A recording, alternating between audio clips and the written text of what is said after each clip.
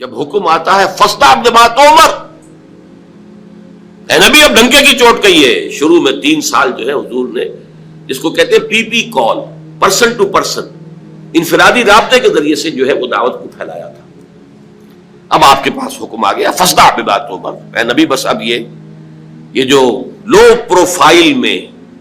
یہ نوٹ کر لیجئے، خفیہ دعوت کا کوئی دور محمد رسول اللہ صلی اللہ علیہ وسلم کی اس جد و جہد میں نہیں آیا، کوئی خفیہ بات نہیں تھی، انڈر گراؤنڈ موومنٹ نہیں تھی، ہرگز نہیں۔ البتہ لو پروفائل میں پرسن ٹو پرسن کانٹیکٹ کے ذریعے سے بات پھیل رہی تھی،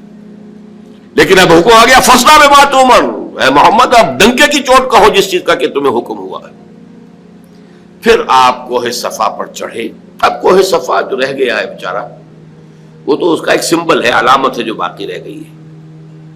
حضور کے زمانے میں وہ باقاعدہ ایک پہاڑی تھی، ایسی پہاڑی کے جس کے پیچھے کوئی لشکر بھی چھپ سکتا تھا، ایسی پہاڑی۔ بہرحال یہ چونکہ عرب کا دستور تھا، یہیں سے ہمیں ایک بات معلوم ہوتی ہے کہ دعوت کے لیے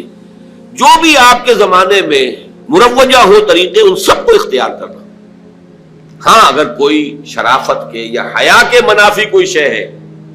تو اس کو اس میں سے ختم کر دیا جائے، لیکن یہ کہ جتنے بھی ذرائع ہوں ابلاغ کے جو موجود ہوں آپ کے وقت میں، وہ آپ کو استعمال کرنے چاہیے۔ جب حکم ہوا فاصدع بما تؤمر تو آپ نے رواج کے مطابق یہ شکل اختیار کی۔ رواج کیا تھا؟ عرب میں آپ کو معلوم ہے کہ قبائل ایک دوسرے پر حملہ کرتے رہتے تھے، غارت گری ہوتی تھی، لوٹ مار ہوتا تھا۔ تو اگر کسی کو یہ اطلاع مل جاتی تھی کسی قبیلے کے فرد کو کہ فلاں قبیلہ ہم پر حملے کا پروگرام بنا رہا ہے، اور ہو سکتا ہے آج ہی رات کو، اور رات کو بھی نہیں، وہ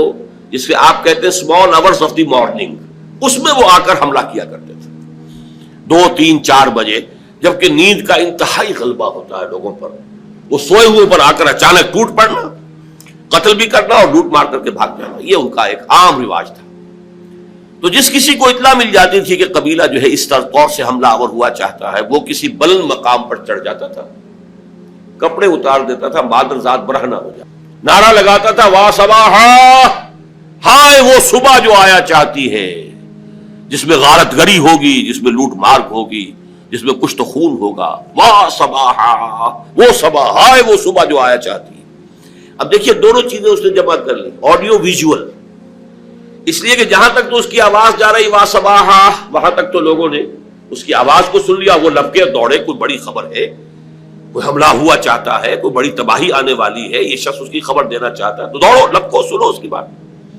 اور جہاں اس کی آواز نہیں جا رہی، وہ عریاں نظر آ رہا ہے کھڑا ہوا،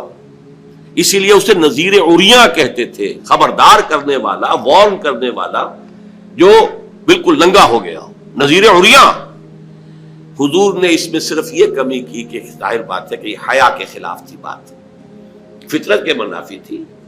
آپ نے کپڑے نہیں اتارے، لیکن نعرہ وہی لگایا وا صباحا۔ اب لوگ جو ہے وہ آئے، جمع ہوئے، اونچائی پر آپ کھڑے تھے، لوگوں نے دیکھا بھی، پھر اپنی دعوت پیش کی۔ اور آپ کے علم میں ہے یہ واقعات تو سب جانے بوجھے ہیں کہ اس مجمع میں سے سگا چچا بولتا ہے تبا لک لہذا جمعتنا، تمہارے لیے ہلاکت اور بربادی ہو، کیا تم نے اس کام کے لیے ہمیں جمع کیا تھا؟ ہم سمجھے تھے کوئی واقعی خبر تم دینے والے ہو، تم کوئی بات بتانے والے۔ اور نوٹ کیجیے جو میں نے عرض کیا تھا، وہ پہاڑی کتنی بڑی تھی کہ حضور نے پہلے یہ کہا کہ لوگوں اگر میں تمہیں یہ خبر دوں کہ اس پہاڑی کے پیچھے دشمن کا لشکر ہے جو تم پر ٹوٹ پڑنا چاہتا ہے، تو میری بات مانو گے کہ نہیں؟ یعنی وہ پہاڑی اتنی تھی کہ اس کے پیچھے کوئی گروہ، کوئی لشکر جو ہے وہ چھپ سکتا تھا۔ لوگوں نے کہا ضرور، ایک تو اس لیے کہ آپ بلندی کے مقام پر پہاڑی پر کھڑے ہیں، پہاڑ کے دونوں طرف دیکھ رہے ہیں، اور دوسرے یہ کہ آپ نے تو کبھی جھوٹ بولا ہی نہیں، آپ صادق الامین ہیں، یہ پہلے گواہی لے کر آپ نے بات کی ہے اپنی۔ میں تمہیں اللہ کے عذاب سے ڈراتا ہوں، آخرت کے محاسبے سے ڈراتا ہوں، جس پر اس نے کہا تبا لک لہذا جمعتنا، جس پر یہ صورت نازل ہوئی ہے تبت یدا ابی لہب وتب ما اغنی عنہ مالہ وما کسب سیصلی نارا ذات لہب وامرأتہ حمالۃ الحطب فی جیدہا حبل من مسد۔